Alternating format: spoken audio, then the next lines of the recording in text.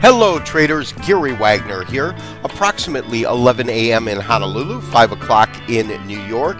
It is Tuesday, the 29th day of May, and this is the daily report for gold and silver. Traders, we have the precious metals markets under pressure today. In fact, they were trading higher through the evening over in Europe last night, but a downgrading of Spain's credit rating by Eagan-Jones, that credit rating agency, caused the euro dollar to weaken solidly down to a 2-year low almost, and the US dollar climbed substantially. That, of course, affected the precious metals that are based in US dollars to be under considerable pressure. Down $19 in gold, currently trading $1555.80. As you can see, $1554.20. Current print on the screen, that is June gold, with a low of $1545.70 and a high of $1583. Silver off about 55 cents. Current print on the screen, as you can see, is $27.80, and it's had a low of $27.67 and a high of $28.81. These are closing prices right now as we take a break between the morning session and the afternoon session in the precious metals markets. Traders, it is my belief at this point that we are forming a base in the precious metals markets, specifically in gold right now, and I did want to spend a couple of moments and take a look at that. Looking at a daily gold chart, June gold off the COMEX, Henkin-Ashi format. And the first thing that I do want to bring to our attention right now is when we look at the activity that we have seen over the last couple of trading days itself, what we'll notice is that we're really getting these consolidating types of candles, these two dojis. And with the kind of range that we have seen, coupled with the fact that we're getting these consolidating candles, is telling me that this is indicative of a market that is forming a base. Now, why do I say that?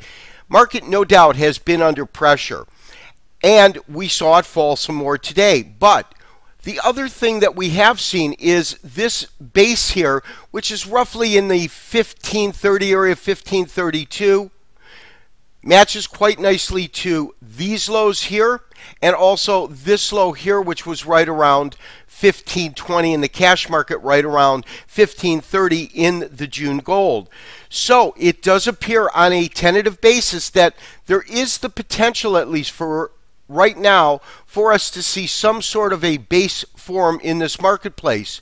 As long as we can get effective closes really above this target area, and the target area I'm looking at is of course based upon this low that we got after we saw gold trade to a record high 1920 right in here, and then have its first of a series of pretty strong corrections to the downside. It does appear as though we are forming this triple bottom.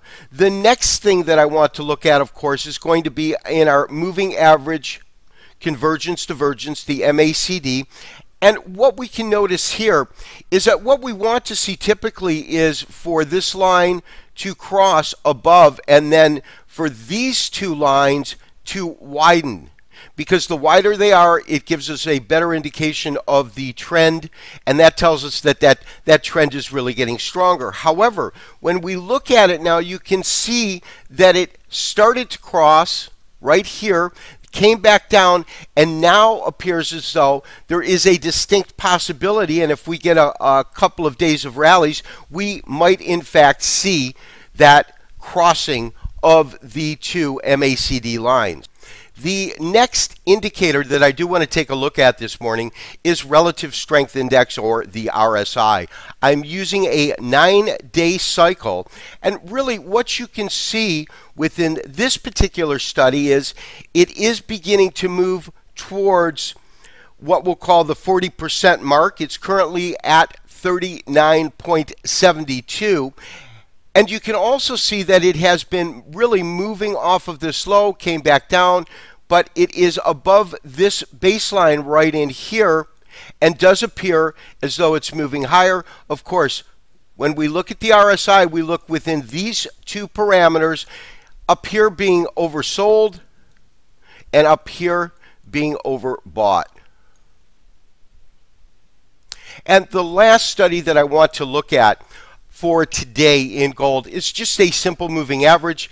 Cycle that we have set it for is a 14-day because we're using a daily chart, so 14 cycles. And as you can see, currently trading 15.54, about $20 below 15.74, that 2-week or 14-day moving average. I would like to see it approach and move closer to that average, of course. On any kind of a breakout at this point, I am looking for any kind of significant opportunity to begin to accumulate positions on the long side once we get a little better confirmation as to whether or not this marketplace has found some sort of a bottom. Because we can say this, once we traded and broke this substantially long trend line, and as you can see, we can actually fix this trend line from the activity all the way back to 2008. Traders, of course, the big news has been that as the debt crisis in the European Union really expanded and got worse,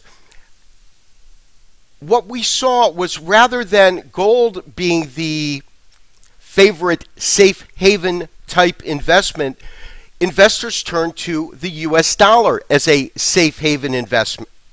And because of that, you can really see, this is a 432-minute chart, but you can really see from the end of last month pretty much a straight linear line up, except for a couple of small corrections here and here. Heikin-Ashi format, you can see that it is roughly in the mid-range of where the market hit in terms of the high.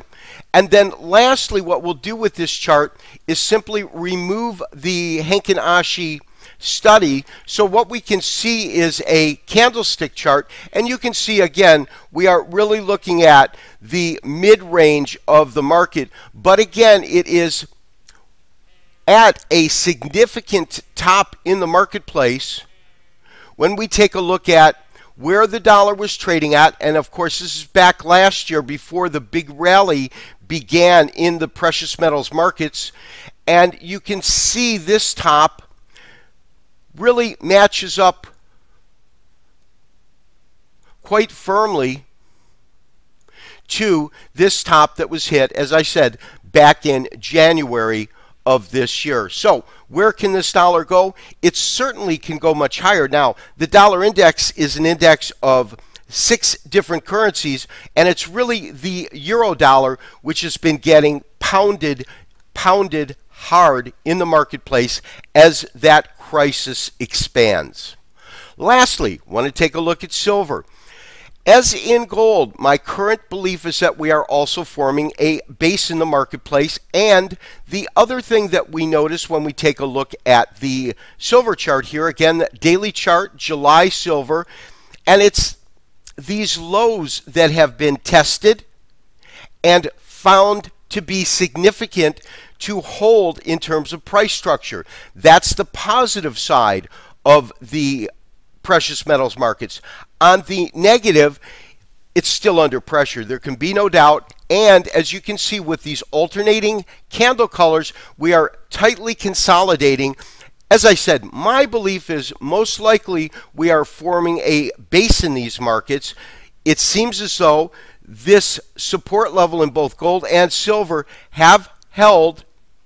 And if we can form an adequate base, I think at some point this market is going to go higher, I think substantially higher. And at the same time, my personal sentiment is that these critical support levels have held. This has been Gary Wagner, wishing you as always good trading. We'll talk to you tomorrow for another daily update and review. Bye-bye.